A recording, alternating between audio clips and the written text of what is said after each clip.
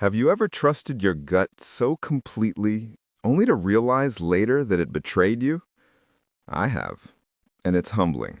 That feeling when something feels right, yet time proves it wasn't. It's what Daniel Kahneman spent a lifetime studying, the quiet war inside our minds between speed and reflection, instinct and reason. It all began, he says, when he noticed how confident people were about wrong answers. Not because they were careless, but because they didn't know their minds had two voices, one fast, one slow. And so he named them, System 1 and System 2. But don't think of them as machines. Think of them as personalities living in your head. System 1 is impulsive, the storyteller, the gut feeler, the one who judges in an instant. You meet someone, and before they say a word, something inside you whispers, I trust this person. That's System 1, drawing from years of patterns and emotions. It's fast because it has to be. It's what saved our ancestors from danger. But what once kept us alive can now get us into trouble. Like when you're sure a confident speaker is competent, or when your brain tells you a brand new startup feels promising, even though you haven't seen the numbers. System 1 isn't evil. It just wants to protect you. But it runs on stories, not facts. Then there's System 2, slower, logical, thoughtful. It's the one that steps in and says, wait, let's think this through. It's what you use when you calculate, plan, or question your own assumptions. But System 2 is lazy. It takes effort, and the mind doesn't like effort. So most of the time, it lets the fast voice take over. That's how mistakes happen, not because we're irrational, but because we're human. Kahneman tells a story about a simple riddle. A bat and a ball cost $1.10. The bat costs $1 more than the ball. How much does the ball cost? Most people, even brilliant ones, say 10 cents. It feels right. It sounds right. But the real answer is 5 cents. System 1 rushes to respond. System 2 stays asleep. That's how biases work. They're mental shortcuts, what Kahneman calls heuristics.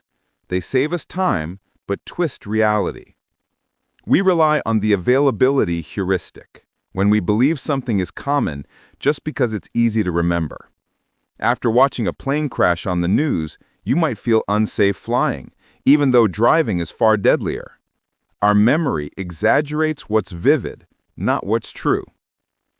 And then there's anchoring, how the first number we hear shapes everything that follows. Say you're buying a jacket labeled originally $600, now $300. You'll feel like it's a deal, but that first price was an illusion, a mental anchor designed to trick your perception of value. That's System 1 at work again, fast, emotional, automatic.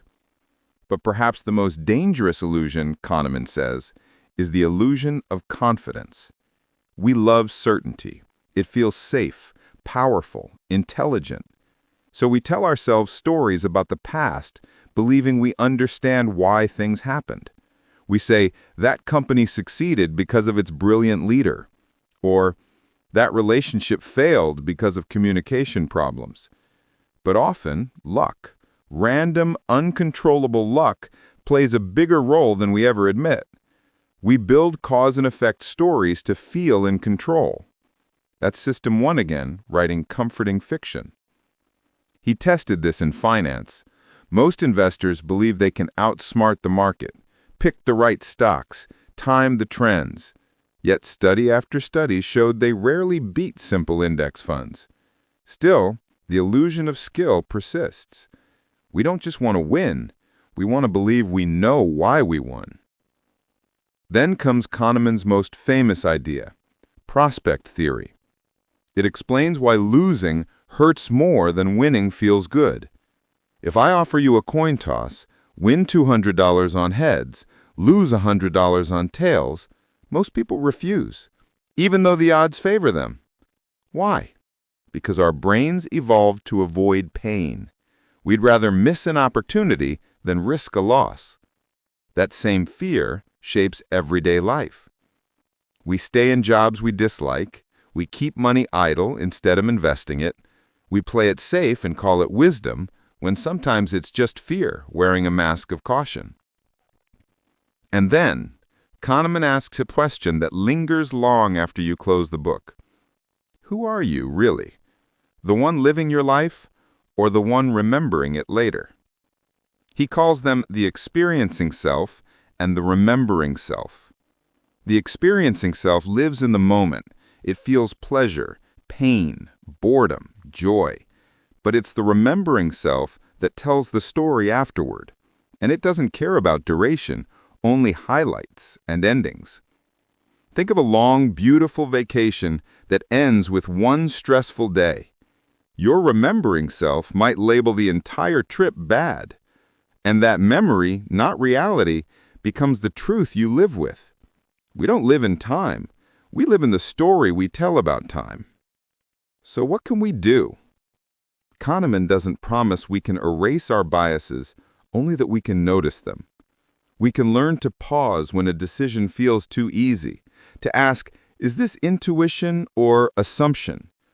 To let System 2 wake up, not all the time, but when it matters most. He reminds us that wise people aren't those who think slowly all the time, but those who know when to slow down. Because real intelligence isn't about knowing everything. It's about knowing when your mind is fooling you. When I first read Thinking Fast and Slow, I realized how many of my own choices weren't truly mine. They were reflexes, habits disguised as reason. And yet that's not something to fear. It's something to understand. Because awareness, quiet, humble awareness, is the first step towards freedom. If this reflection made you see your mind differently, if it made you pause even for a moment, then take a second right now to pause again. Like this video, share it with someone who loves exploring human behavior, and subscribe to FromBook, where every story uncovers another piece of what it means to think, feel, and be human.